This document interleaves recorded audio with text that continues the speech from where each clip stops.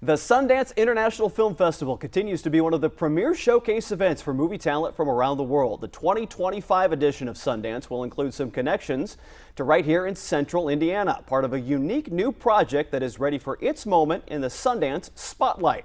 Ciarra Krohne joins us right here to talk about it. It is called Chasers, and they are on the verge of the big Sundance moment right now. Welcome. Thanks for making it in here. Thank you. Right Thanks now. for having me. This is all so much all at once. When you all are kind of here on the verge of this part of the process. For sure. To put it in front of an audience like this, what's the excitement for you and everybody? It's just crazy because when you make it, you know, we were solely thinking about just getting something that we felt so strongly and passionate about. You know, we just really thought about the art of it. So when you're making it, you don't consider at all like that it's even going to be seen until now.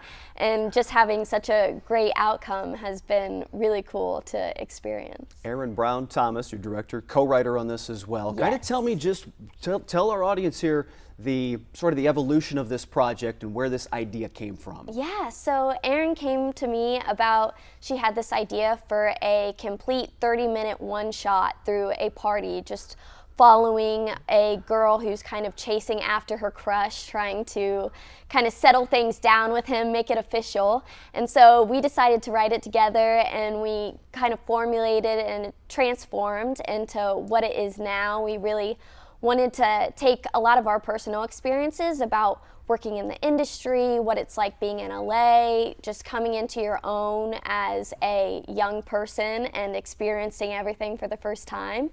And yeah, we just wrote it up. We pretty much finished the first draft in the course of a weekend. Wow. And then after that, we kind of, everything fell into place and we got everything together and shot it that December, so. Was there something a little more personal about it because of your connections to this story? You kind of knew what you were writing about. For sure. It was, I really brought a lot in my personal experience to the character of Sophia because, you know, she's a young musician. She's just moved to LA, kind of experiencing everything on her own, living life on her own for the first time.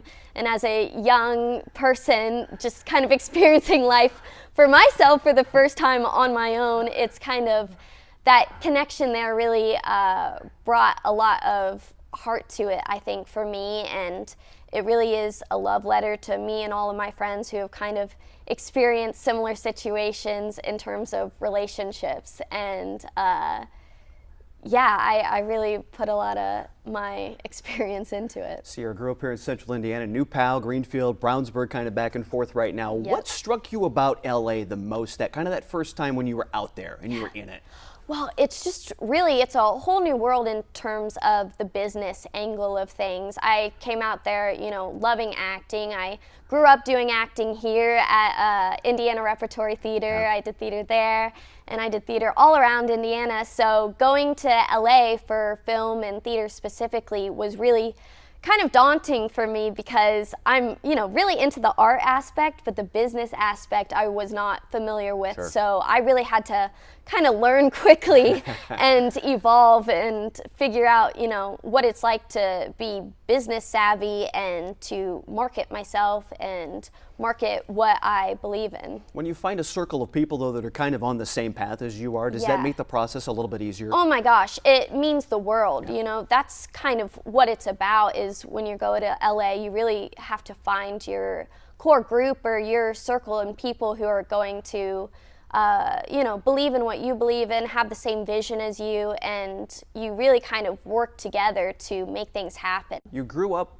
in the live theater setting on a stage. Yeah. What was the biggest learning curve in getting into film and being on a movie set and working in that environment? The technical version of it, for sure. Learning the technical sides and like the angles of the camera, you know, and just making everything a lot more minimalistic and smaller because the camera, you know, picks up everything, Right picks here. up all the micro movements. So you really have to kind of learn your relationship with the camera and how that works, because the theater, it's pretty much all about your relationship with the audience, but the camera is the audience in a way. So it's kind of translating that. The thing that I found most interesting about all of this, you all did this as a single shot. Yeah. And I am fascinated by that. In any kind of movie, when you see a long oneer like that, did the story start with that in mind first, or did the story kind of come and say, hey, wait a minute, let's try this? Yeah, Aaron kind of came to me wanting to make a one shot. Yeah. And so we kind of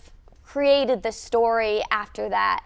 And we really had to write with that in mind because, you know, without doing cuts, you know, you can't do certain things. Right. And you can't have certain scenarios. You can't like start in one room and then end up all the way across the house without finding some way to get there. Yeah. So we really had to work on the transitions in the writing and what's going to come in between getting the character from this one place to another place. Did the constraints of that almost make this more interesting, though, because you had to do it that way? Oh my gosh, for sure. It was probably the most challenging experience I've had acting on set. You know, I really had to take sort of my theater experience because, you know, with theater, you don't get a second chance. You just do it all pretty much in one shot, theater-wise. So I really had to translate that to film, which you don't get to do often. So it was really cool because, you know, you get that gradual build of emotion. It comes naturally because you have to film, you know, these scenes in big chunks. Yeah. What's the rehearsal process like? You got a lot of bodies in a lot of places trying to make all this work all at once. Yeah, so normally you don't have much rehearsal for film, but we really had to have a couple rehearsals the week before just to figure out, you know, where everyone's going, where everyone's going to be. We had to place everybody basically because when you're going through, everybody's got to be already there. Yeah. So we had a couple just staging things, working it out, going through the scene, saying, okay, this is where the camera's going to be, this is where it's going to move, this is how we're going to get the camera in this place because we didn't do it on a set, we did it in an actual house. So you have to maneuver, make sure the camera is like maneuvering and getting through everything easily. So 12 months have come and gone as this project kind of goes. So how does Sundance become into the mix all of a sudden? When you all hear that that's an opportunity, it's a very bbig deal. What's the excitement and how do you kind of get to that? Yeah, I mean, we submitted for Sundance just a little bit ago, and it kind of happened quickly. We didn't know if there was a shot or not. I mean, we felt passionate about the project and we were really proud of what we made, but Sundance, you know, is a 1 in a million chance. Yeah. So when we figured it out, I mean, all of us were screaming, like elated. Just being able to actually get it seen and acknowledged is really meaningful and feels really validating as an artist to be able to showcase it and premiere at such a huge festival. What does the future hold for this? Where do you and Aaron and the crew kind of hope to see this go from Sundance, and what might be next for everybody? Yeah, well, me and Aaron are in the process of writing the TV series right now because it's in Sundance as a pilot. So we're kind of developing the seasons and what that would look like and evolving the characters and what their stories would be past our 30-minute short. And so that's been really fun to explore what it would look like, and hopefully we can shop it to different production companies and see what works out. What was the most intriguing part of sort of fleshing out a world of this beyond just this one moment that you created for everybody? Well, I think, you know, in one way it's really cathartic being able to flesh out a world and take experiences and people you've met and take bits and pieces from your life here and there and kind of make it into this world. We really wanted to explore themes of, are we paying our dues or are we chasing abuse?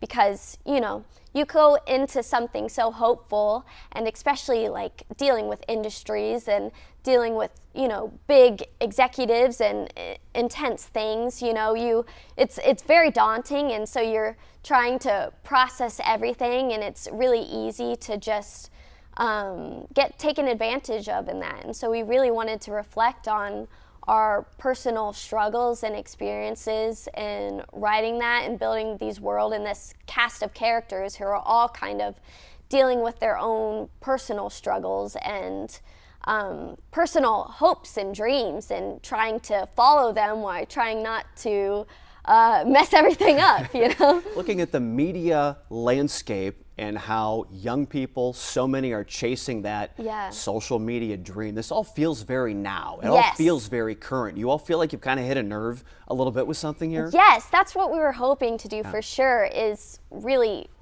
have people reflect on, like, oh my gosh, like, this is, you know, I don't know, I guess just processing social media and the way everything is very, very personal now, and we're putting very intimate things about ourselves online, and the vulnerability that comes in that, which can be very beautiful, but it can also, you know, have its harms too. And growing up for me in social media, you know, not really knowing what it's like without social media, it's a really wild experience to have everyone sort of seeing you all the time, every day. You know, you don't really get a break from that. So I think we really wanted to explore, like, what comes out of that, the goods and the bads and everything in between. If this goes well, we'll be seeing more of you, though. We wish you all the very best. Yeah, hopefully. Thank you. Ciarra Krohne, it's called Chasers, Sundance Film, coming this January. More information for you on WRTV.com.